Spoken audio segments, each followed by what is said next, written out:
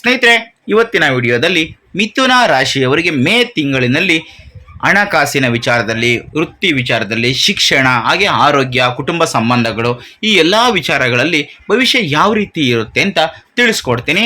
ಹಾಗಾಗಿ ಈ ವಿಡಿಯೋನ ಎಲ್ಲೂ ಕೂಡ ಸ್ಕಿಪ್ ಮಾಡದೆ ಕೊನೆಯವರೆಗೂ ನೋಡಿ. ಹಾಗೆ ನೀವೇನಾದರೂ ಇನ್ನೂ ನಮ್ಮ ಚಾನಲ್ಗೆ ಹೊಸಬರಾಗಿದ್ದರೆ ದಯವಿಟ್ಟು ಈ ಕೂಡಲೇ ಸಬ್ಸ್ಕ್ರೈಬ್ ಮಾಡ್ಕೊಳ್ಳಿ. ಸ್ನೇಹಿತರೆ, ಮಿಥುನ ರಾಶಿಯವರಿಗೆ ಮೇ ತಿಂಗಳು ಹಬ್ಬದ ವಾತಾವರಣವನ್ನು ಸೃಷ್ಟಿ ಮಾಡುತ್ತೆ. ನಿಮ್ಮ ಲಗ್ನದಲ್ಲಿ ಈಗಾಗಲೇ ನೆಲೆಸಿರುವಂತಹ ಗುರುವಿನ ಜೊತೆಗೆ ವಿವಿಧ ಗ್ರಹಗಳ ಸಕಾರಾತ್ಮಕವಾದಂತಹ ಸಂಚಾರ ನಿಮ್ಮನ್ನು ವಿಜಯ ಪಥದಲ್ಲಿ ಮುನ್ನಡೆಸುತ್ತೆ. ಮುಖ್ಯವಾಗಿ ಮೇ 11ರಂದು 6ನೇ ಹಾಗೂ ಲಾಭದ ಸ್ಥಾನಾಧಿಪತಿಯಾದಂತಹ, ಅಂದರೆ 6ನೇ ಮನೆಯ ಅಧಿಪತಿ ಹಾಗೂ ಲಾಭದ ಸ್ಥಾನಾಧಿಪತಿಯಾದಂತಹ ಕುಜನು ಸ್ವಕ್ಷೇತ್ರಕ್ಕೆ ಪ್ರವೇಶಿಸುವುದು ಮತ್ತು ಮೇ 14ರಂದು ಪಂಚಮ ಹಾಗೆ ವ್ಯಯಾಧಿಪತಿಯಾದಂತಹ ಶುಕ್ರನು ನಿಮ್ಮ ಲಗ್ನಕ್ಕೆ ಕಾಲಿಡುವುದು ಈ ತಿಂಗಳ ಒಂದು ಹೈಲೈಟ್ ಅಂತ ಹೇಳಬಹುದು. ಆದರೆ ಪ್ರಥಮಾರ್ಧದಲ್ಲಿರುವ ಆಕಾಶದೆತ್ತರದ ಉತ್ಸಾಹ ದ್ವಿತೀಯಾರ್ಧದಲ್ಲಿ, ಅಂದರೆ ಮೇ 15ರ ನಂತರ ಸೂರ್ಯ ಮತ್ತು ಬುಧ 12ನೇ ಮನೆಗೆ ಹೋಗುವುದರಿಂದ ಸ್ವಲ್ಪ ಏಕಾಂತವನ್ನು ಹಾಗೆ ವಿಶ್ರಾಂತಿಯನ್ನು ಬಯಸುವಂತೆ ಮಾಡುತ್ತೆ. ಸ್ನೇಹಿತರೆ, ಈಗ ನಾವು ಮಿಥುನ ರಾಶಿಯವರಿಗೆ ಮೇ ತಿಂಗಳಲ್ಲಿ ವೃತ್ತಿ ಮತ್ತು ಉದ್ಯೋಗ ಯಾವ ರೀತಿ ಇರುತ್ತೆ ಅಂತ ನೋಡೋಣ. ನಿಮ್ಮ ಕರ್ಮದ ಸ್ಥಾನದಲ್ಲಿ, ಅಂದರೆ 10ನೇ ಮನೆಯಾದಂತಹ ಮೀನ ರಾಶಿಯಲ್ಲಿ ಶನಿಯ ಸಂಚಾರದಿಂದಾಗಿ ನಿಮ್ಮ ವೃತ್ತಿ ಜೀವನದಲ್ಲಿ ಜವಾಬ್ದಾರಿಗಳು ಹೆಚ್ಚಾಗ್ತವೆ. ಆದರೆ ತಿಂಗಳ ಪ್ರಥಮಾರ್ಧದಲ್ಲಿ ತೃತೀಯ ಸ್ಥಾನಾಧಿಪತಿಯಾದಂತಹ ಸೂರ್ಯನು 11ನೇ ಮನೆಯಲ್ಲಿ ಉಚ್ಚ ಸ್ಥಿತಿಯಲ್ಲಿರುವುದು ಮತ್ತು ಲಗ್ನಾಧಿಪತಿಯಾದಂತಹ ಬುಧ ಕೂಡ ಅಲ್ಲೇ ಇರುವುದರಿಂದ ನೀವು ಕಚೇರಿಯಲ್ಲಿ ಅತ್ಯಂತ ಉತ್ಸಾಹದಿಂದ ಕೆಲಸವನ್ನು ಮಾಡ್ತೀರಾ. ನಿಮ್ಮ ಐಡಿಯಾಗಳಿಗೆ ಅದ್ಭುತವಾದಂತಹ ಮನ್ನಣೆ ಸಿಗುತ್ತೆ, ಹಾಗೆ ಮೇಲಧಿಕಾರಿಗಳಿಂದ ಪ್ರಶಂಸೆ ಕೂಡ ಸಿಗುತ್ತೆ.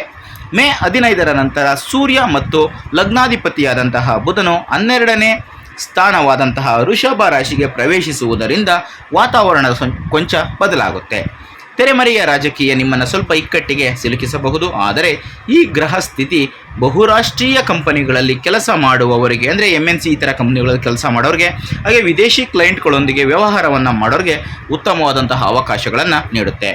ಕಚೇರಿ ಕೆಲಸದ ನಿಮಿತ್ತ ನೀವು ದೂರದ ಪ್ರಯಾಣವನ್ನು ಮಾಡುವಂತಹ ಸಾಧ್ಯತೆಗಳು ಹೆಚ್ಚಾಗಿವೆ. ಇನ್ನು ವ್ಯಾಪಾರ ಮತ್ತು ಸ್ವಯಂ ಉದ್ಯೋಗ, ವ್ಯಾಪಾರಿಗಳಿಗೆ ಈ ತಿಂಗಳು ಒಂದು ಹಬ್ಬದಂತೆ ಇರುತ್ತೆ. ನಿಮ್ಮ ದಶಮ ಮತ್ತು ಸಪ್ತಮ, ಅಂದರೆ ವ್ಯಾಪಾರದ ಒಂದು ಸ್ಥಾನವಾಗಿರುತ್ತೆ. ದಶಮ ಮತ್ತು ಸಪ್ತಮ ಸ್ಥಾನಾಧಿಪತಿಯಾದಂತಹ ಗುರು ನಿಮ್ಮ ಲಗ್ನದಲ್ಲಿಯೇ ಇದ್ದಾನೆ. ಇದಕ್ಕೆ ಜೊತೆಯಾಗಿ ಮೇ 14ರಂದು ಸೃಜನಶೀಲತೆಗೆ, ಆಕರ್ಷಣೆಗೆ ಕಾರಕನಾದಂತಹ ಶುಕ್ರ ಕೂಡ ಲಗ್ನಕ್ಕೆ ಪ್ರವೇಶವನ್ನು ಮಾಡಿ ಗುರುವಿನೊಂದಿಗೆ ಸೇರ್ತಾನೆ. ಈ ಗುರು ಶುಕ್ರ ಯೋಗ ನಿಮ್ಮ ಬ್ರ್ಯಾಂಡ್ ಮೌಲ್ಯವನ್ನು ವಿಪರೀತವಾಗಿ ಹೆಚ್ಚಾಗುವಂತೆ ಮಾಡುತ್ತೆ. ಜನರು ನಿಮ್ಮ ಪ್ರಾಜೆಕ್ಟ್ಗಳತ್ತ ಆಕರ್ಷಿತರಾಗ್ತಾರೆ. ಮುಖ್ಯವಾಗಿ ಕಲೆ, ಮೀಡಿಯಾ, ಡಿಸೈನಿಂಗ್ ಮತ್ತು ಫ್ಯಾಷನ್ ಈ ಕ್ಷೇತ್ರಗಳಲ್ಲಿರುವಂಥವ್ರಿಗೆ ಇದು ಅದ್ಭುತವಾದಂತಹ ಲಾಭವನ್ನು ತಂದುಕೊಡುವ ಸಮಯವಾಗಿರುತ್ತೆ. ಈಗ ಆರ್ಥಿಕ ಸ್ಥಿತಿಗಳು. ಮೇ 11ರಂದು ಲಾಭದ ಸ್ಥಾನಾಧಿಪತಿಯಾದಂತಹ ಕುಜನು ತನ್ನ ಸ್ವಂತ ಮನೆಯಾದ ಮೇಷ ರಾಶಿಯಲ್ಲಿ ಲಾಭದ ಮನೆಯಲ್ಲಿಯೇ ಸಂಚಾರವನ್ನು ಮಾಡ್ತಾನೆ, ಪ್ರವೇಶವನ್ನು ಮಾಡ್ತಾನೆ. ಆ ಸಮಯದಲ್ಲಿ ಅದ್ಭುತವಾದಂತಹ ಧನಯೋಗವನ್ನು ಸೃಷ್ಟಿ ಮಾಡ್ತಾನೆ. ನೀವು ಊಹಿಸಿದ್ದಕ್ಕಿಂತ ಹೆಚ್ಚಿನ ಆದಾಯ ನಿಮ್ಮ ಕೈ ಸೇರುತ್ತೆ. ಈ ಹಿಂದೆ ಮಾಡಿದ ಹೂಡಿಕೆಗಳು ಲಾಭವನ್ನು ತಂದುಕೊಡ್ತವೆ. ಶತ್ರುಗಳ ಮೇಲೆ ಜಯವನ್ನು ಸಾಧಿಸಿ ಕಾಂಟ್ರಾಕ್ಟ್ಗಳನ್ನು ಪಡ್ಕೊತೀರಾ. ಆದರೆ ಮೇ 15ರ ನಂತರ ದ್ವಿತೀಯಾರ್ಧದಲ್ಲಿ ಸೂರ್ಯ ಮತ್ತು ಬುಧ ವ್ಯಯಸ್ಥಾನಕ್ಕೆ, ಅಂದರೆ 12ನೇ ಮನೆಗೆ ಹೋಗುವುದರಿಂದ ನಿಮ್ಮ ಖರ್ಚುಗಳು ಅನಿರೀಕ್ಷಿತವಾಗಿ ಹೆಚ್ಚಾಗ್ತವೆ. ಲಗ್ನದಲ್ಲಿರುವ ಶುಕ್ರನ ಪ್ರಭಾವದಿಂದಾಗಿ ಐಷಾರಾಮಿ ವಸ್ತುಗಳ ಖರೀದಿಗೆ, ವಿದೇಶಿ ಪ್ರಯಾಣಗಳಿಗೆ ಅಥವಾ ವಿಲಾಸಗಳಿಗೆ ನೀವು ಸಂತೋಷವಾಗಿ ಹಣವನ್ನು ಖರ್ಚು ಮಾಡ್ತೀರಾ. ಆದಾಯ ಹೆಚ್ಚಾಗಿರುವುದರಿಂದ ಈ ಖರ್ಚುಗಳು ನಿಮಗೆ ಅಷ್ಟಾಗಿ ತೊಂದರೆಯನ್ನು ಕೊಡೋದಿಲ್ಲ. ಈಗ ಆರೋಗ್ಯ ಮತ್ತು ಕ್ಷೇಮ. ತಿಂಗಳ ಪ್ರಥಮಾರ್ಧದಲ್ಲಿ ನಿಮ್ಮ ಆರೋಗ್ಯ ಮತ್ತು ರೋಗ ನಿರೋಧಕ ಶಕ್ತಿ ಅತ್ಯಂತ ಬಲವಾಗಿರುತ್ತೆ. ಲಗ್ನದಲ್ಲಿರುವಂತಹ ಗುರು ನಿಮ್ಮನ್ನು ರಕ್ಷಣೆಯನ್ನು ಮಾಡ್ತಾರ್ತಾನೆ. ಮೇ 15ರ ನಂತರ ಲಗ್ನಾಧಿಪತಿಯಾದಂತಹ ಬುಧ ಮತ್ತು ಸೂರ್ಯ 12ನೇ ಮನೆಗೆ ಹೋಗುವುದರಿಂದ ಮಾನಸಿಕ ಆಯಾಸ ಹೆಚ್ಚಾಗುತ್ತೆ. ಅನಗತ್ಯ ಆಲೋಚನೆಗಳು, ನಿದ್ರಾಹೀನತೆ ಮತ್ತು ಕಣ್ಣಿಗೆ ಸಂಬಂಧಿಸಿದಂತಹ ಸಮಸ್ಯೆಗಳು ಕಾಡಬಹುದು. ಲಗ್ನದಲ್ಲಿ ಗುರು ಶುಕ್ರರ ಪ್ರಭಾವದಿಂದಾಗಿ ಸಿಹಿ ತಿಂಡಿಗಳನ್ನು ಹೆಚ್ಚು ತಿನ್ನಬೇಕು ಅಂತ ಅನಿಸಿ ತೂಕ ಹೆಚ್ಚು ಮಾಡಿಕೊಳ್ಳುವ ಸಾಧ್ಯತೆ ಇದೆ. ಹಾಗಾಗಿ ಆಹಾರದ ವಿಚಾರದಲ್ಲಿ ಸ್ವಲ್ಪ ನಿಯಂತ್ರಣವನ್ನು ಇಟ್ಟುಕೊಂಡು ಕ್ರಮಬದ್ಧವಾದಂತಹ ಆಹಾರವನ್ನು ಸೇವನೆ ಮಾಡೋದು ತುಂಬಾ ಒಳ್ಳೆಯದು. ಈಗ ಕುಟುಂಬ ಮತ್ತು ವೈಯಕ್ತಿಕ ಜೀವನ ಸಂಬಂಧಗಳು. ನಿಮ್ಮ ವೈಯಕ್ತಿಕ ಜೀವನ ಹೂವಿನ ಹಾಸಿಗೆಯಂತಾಗುತ್ತೆ. ಮೇ 14ರಂದು ಪ್ರೇಮಕಾರಕನಾದಂತಹ ಶುಕ್ರನು ಲಗ್ನಕ್ಕೆ ಪ್ರವೇಶಿಸಿ ಸಪ್ತಮಾಧಿಪತಿಯ ಗುರುವಿನೊಂದಿಗೆ ಸೇರುವುದರಿಂದ ನಿಮ್ಮಲ್ಲಿ ವಿಪರೀತ ಆಕರ್ಷಣೆ ಉಂಟಾಗುತ್ತೆ.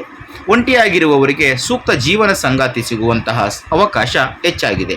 ವಿವಾಹದ ಪ್ರಸ್ತಾಪಗಳು ಫಲಪ್ರದವಾಗಿರ್ತವೆ. ಈಗಾಗಲೇ ವಿವಾಹ ಆಗಿರುವಂಥವರು ತಮ್ಮ ಜೀವನ ಸಂಗಾತಿಯೊಂದಿಗೆ ಅತ್ಯಂತ ಮಧುರವಾದ ಕ್ಷಣಗಳನ್ನು ಕಳೀತಾರೆ. ಲಗ್ನದಿಂದ ಗುರು ಶುಕ್ರ ಇಬ್ಬರು ಕೂಡ ನೇರವಾಗಿ 7ನೇ ಮನೆಯನ್ನು ಮತ್ತು 5ನೇ ಮನೆಯನ್ನು ನೋಡುವುದರಿಂದ ಕುಟುಂಬದಲ್ಲಿ ಶುಭ ಕಾರ್ಯಗಳು, ಸಂತಾನ ಪ್ರಾಪ್ತಿ ಮತ್ತು ಸಂತೋಷ ಮನೆ ಮಾಡುತ್ತೆ. ಈಗ ಶಿಕ್ಷಣ ಮತ್ತು ವಿದ್ಯಾರ್ಥಿಗಳು. ಪಂಚಮಾಧಿಪತಿ ಅಥವಾ ವಿದ್ಯಾಸ್ಥಾನಾಧಿಪತಿ ಶುಕ್ರನು ಮೇ 14ರಂದು ಲಗ್ನಕ್ಕೆ ಬರುವುದು ವಿದ್ಯಾರ್ಥಿಗಳಿಗೆ, ಮುಖ್ಯವಾಗಿ ಫೈನ್ ಆರ್ಟ್ಸು, ಲಿಟ್ರೇಚರ್ ಮತ್ತು ಸಾಫ್ಟ್ವೇರ್ ಈ ಥರದ ಕೋರ್ಸ್ಗಳನ್ನು ಓದ್ತಾ ಇರೋರಿಗೆ ಅದ್ಭುತವಾದಂತಹ ಸಮಯವಾಗಿರುತ್ತೆ. ಕ್ರಿಯೇಟಿವ್ ಐಡಿಯಾಗಳೊಂದಿಗೆ ಇವರು ಮಿಂಚ್ತಾರೆ. ಆದರೆ ಮೇ 15ರ ನಂತರ ವಿದ್ಯಾಕಾರಕ ಮತ್ತು ಲಗ್ನಾಧಿಪತಿಯಾದಂತಹ ಬುಧ 12ನೇ ಮನೆಯಲ್ಲಿ ಇರುವುದರಿಂದ ಏಕಾಗ್ರತೆಗೆ ಸ್ವಲ್ಪ ಭಂಗ ಉಂಟಾಗಬಹುದು. ಪ್ರಶಾಂತವಾದಂತಹ ವಾತಾವರಣದಲ್ಲಿ ಏಕಾಂತವಾಗಿ ಓದಿದರೆ ಮಾತ್ರ ವಿಷಯ ನಿಮ್ಮ ಮೆದುಳಿಗೆ ಹೋಗೋದಕ್ಕೆ ಸಾಧ್ಯವಾಗುತ್ತೆ. ಹಾಗೆ ಪರೀಕ್ಷೆಗಳಲ್ಲಿ ನೀವು ಬಯಸಿದಂತಹ ಫಲಿತಾಂಶ ನಿಮಗೆ ಸಿಗೋದಕ್ಕೆ ಸಾಧ್ಯವಾಗುತ್ತೆ. ಸ್ನೇಹಿತರೆ, ಈಗ ಕೆಲವೊಂದಷ್ಟು ಜ್ಯೋತಿಷ್ಯ ಪರಿಹಾರಗಳನ್ನು ತಿಳಿಸ್ಕೊಡ್ತೀನಿ. ಮೇ 15ರ ನಂತರ 12ನೇ ಮನೆಯಲ್ಲಿ ಸೂರ್ಯ ಮತ್ತು ಬುಧರಿಂದ ಬರುವಂತಹ ಮಾನಸಿಕ ಒತ್ತಡವನ್ನು ಮತ್ತು ಖರ್ಚುಗಳನ್ನು ಕಡಿಮೆ ಮಾಡೋದಕ್ಕೆ ನೀವು ಈ ಪರಿಹಾರಗಳನ್ನು ಪಾಲಿಸ್ಬೋದು. ಮೊದಲಿಗೆ ವಿಷ್ಣುವಿನ ಆರಾಧನೆ.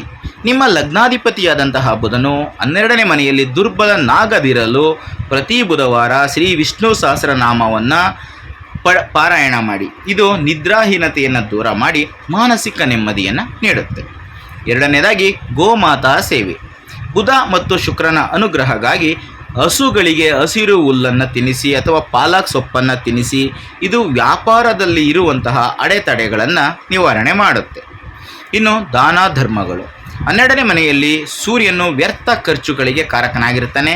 ಇದನ್ನು ತಡೆಯೋದಕ್ಕೆ ಪ್ರತಿ ಭಾನುವಾರದಂದು ಬಡವರಿಗೆ ಅಥವಾ ವೃದ್ಧಾಶ್ರಮಗಳಿಗೆ ಗೋಧಿ ಅಥವಾ ತರಕಾರಿ, ಹಣ್ಣು ಈ ಥರದ್ದನ್ನು ದಾನ ಮಾಡೋದ್ರಿಂದ ಖಂಡಿತ ಒಳ್ಳೆಯದಾಗುತ್ತೆ.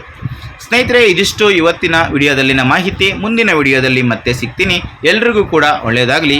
ಧನ್ಯವಾದಗಳು.